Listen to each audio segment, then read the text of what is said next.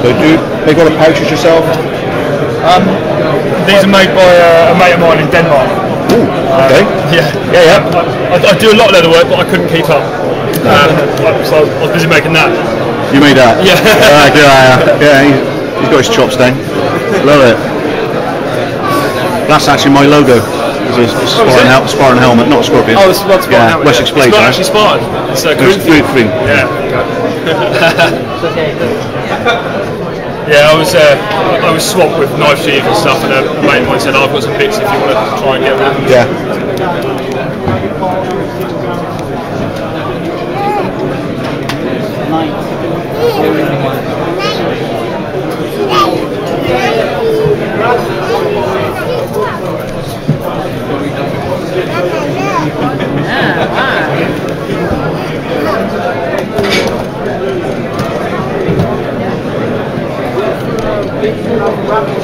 And this takes me back to about 4 years ago when I had a commission from a Wickham. I didn't actually go for it in the end.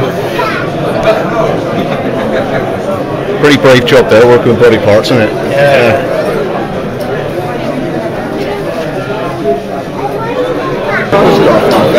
They've been making for years. First one they've done. That's lovely. So this gentleman sourced most of the woods here, sawed a lot of it up by hand, makes his own Lovelaces in a workshop with one of his dad's lathes. So we're looking at 01 tool steel, a Scandi grind with about 26 degree for 13 overside. Gentlemen, your attention please. A big announcement. Ben Orford is doing a grinding demonstration, 3 or 4 minutes out in the sunshine. Thank you.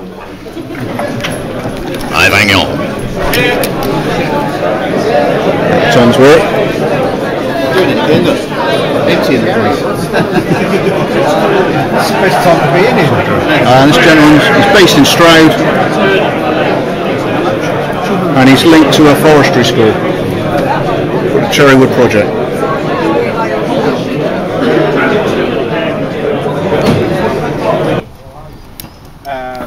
And I persevered with that for many years, and then I modified various wood grinders and sanders. The biggest problem with that is wood sanders aren't designed to use metal on for long periods, so I'd blow the motors up effectively because all the iron filings would go into the motor and short it all out, and it'd just go pop on me after a while. So I was looking online and I was trying to get a grinder from the States called a KMG, which lots of people sort of copy. And the guy at Beaumont Metalworks wouldn't export to the UK, so I found this by a YouTube video, and I found this grinder made by this company in Australia, and this is called a Radius Master, and it was designed by a guy called John Price, who I think must have been in fabrication and welding, and basically because he came across the same problem that many people do, that you want about 8 grinders set up for doing different tasks and different jobs. So he actually invented one grinder that you could pretty much sort of move around the workshop, put wheels on the bottom, you could move it to where you were working, and he made it so that it got about 5 grinders all in one machine, and that's exactly what this is. So this cost me about £1,000, and it was the most scary thing I've ever done, really, was to spend £1,000 on one piece of equipment. But once I bought one, I was like, why the hell did I struggle for so many years with an inferior bit of kit? Probably spent £1,000 on other grinders that were no good, really. So this is the Radius Master. Ignore this bit and the blue motor, because when it came it had just this grey motor on it, and then I've put this extra bit on it. I actually got this made from another guy who makes his own grinders called Alistair Napier. He's normally here, and he set me up with this 3-phase motor with a variable speed drive, so it's improved the grinder no end, really. But I'll just talk you through it on its key features. So the key features of the Radius grinder is you've got these different sized wheels. So you've got an 8-inch contact wheel, I think you've got about a 4-inch contact wheel there, and then you've got these various sizes here which vary from machine to machine, but I think that's about an inch. I think you've got about 1.5 inches, and then you've got 2 inches. And the beauty is you can just pull these little knobs and you can rotate these through, to use the various size radius contact wheels. So if you're doing like finger guards on knives and things, you've got a smaller wheel, and obviously if you've got bigger radiuses, then you can turn it to get the perfect size radius fit for what you need. There's also a flat pattern, so obviously for flat grinding you can do your bevels and things on there. But the other beauty of this is you can pull this lever and you can move this round. So if I wanted to use this contact wheel, and you can flip it round, and you can use slack belt there, you can move it round so you can use the contact wheel, and you can flip it right round to about there. So if you were doing this for, you see, actually made a new bracket now, so you can actually do a lot of tool grinding on this big 8-inch wheel, and he's even made a jig so you can do sort of hollow grinds as well on there.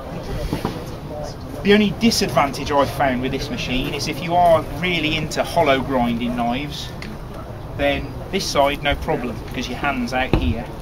This side, when you have to swap hands, is a real pain because your knuckles hit the motor. So that's its downfall really. When you've got a KMG with a big contact wheel that's right out here away from the motor, that's an advantage. But if you were buying one grinder and you were limited to space, you're only in a garage, you're only in an outdoor shed, then this is great because also what you can do is you can undo this little lever and you can flip it, and you've got yourself a horizontal grinder as well. Now those of you who have got grinders, if you haven't got that, what you end up doing is this when you're working, and it kills you. So that's a real advantage. So we've got these little jigs that can go on there, so if I wanted to do accurate profiling, those can just flip on like so. It's not the best it's not the best surface to be demonstrating on grass, but we'll see if I can do it without it falling over. Now belts is another thing. Some machines are really slow, you have to put the belt on, compress a spring, pull it out, tighten it. With this, all you do is you just drop the belt over like so, and it's pre-loaded, so you just pull that lever and it's self-tensioning, so it's really quick. So if I was using it in the horizontal form, obviously this has got variable speed on it, so I can make it go as fast or as slow as I like. I've got the tracking on this little wheel here, so if I want to make the belt move from one side to the other, I can just flip that little lever. If I just show you how I can use this, so if I wanted to do radiuses, if I wanted to plunge in there to do sort of finger notches, if I wanted to get a real nice flat crisp edge on my, you can cool your steel down as you work. If I was at home, I normally have my bucket sat underneath my grinder. For one, I can just keep dunking my blade, keep it nice and cool. But it's a real advantage if you're working in an enclosed space. If you can try and get all your sparks to hit the water, they'll hit the water, cool, settle, so it'll keep your dust down, but it will also prevent any sort of fire started in your workshop as well. It's got these little flip over guards, so if I wanted to stop the sparks coming in my eyes, and I wanted to do some bevel grinding, I normally position my body and I look down it, and I normally don't use the support for bevel grinding, I just rest it on my finger, and then you can make a plunge like so.